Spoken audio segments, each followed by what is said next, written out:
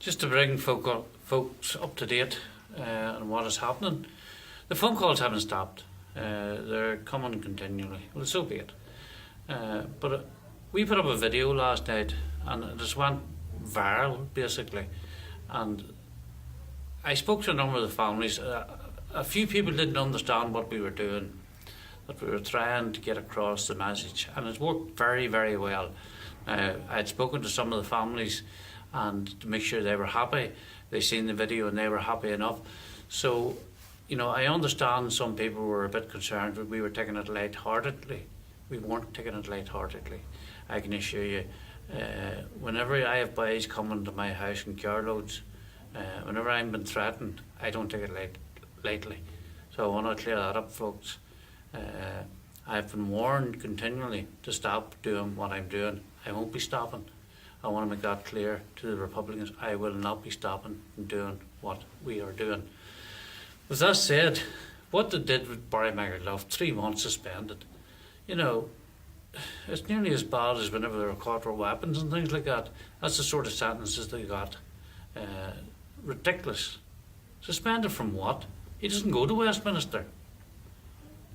These people's mindset has never changed.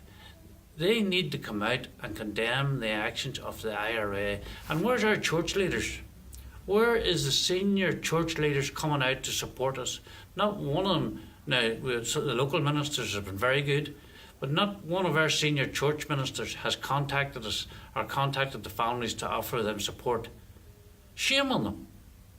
They should be ashamed of themselves.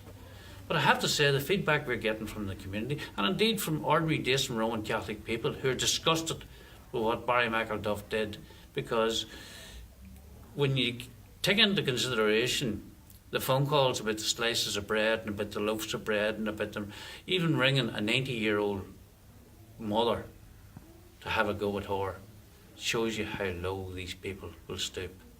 Well, we may not have the same resources as what Republicans have, but what we do have, and it's the greatest tool of all, and that is justice on our side and the belief in the Lord above. And as far as we're concerned, if God's on our side, it doesn't matter who's against us, because we will continue to stand for what is right. We will continue to stand to get justice and recognition of what the IRA did. And this is why all these individuals are ringing us and threatening us and calling at our house, because they know what we are doing is affecting the rewriting of IRA's history. This is all about, folks. They hate the fact that it's coming into the public domain that they glorified the murder of Protestant people, not only at Kings Mills, but in Le Mans, in Enniskillen, in Dartley Gospel Hall, Shankill Baum. The list is endless. I would ask the rest of our people to start to stand up and speak out.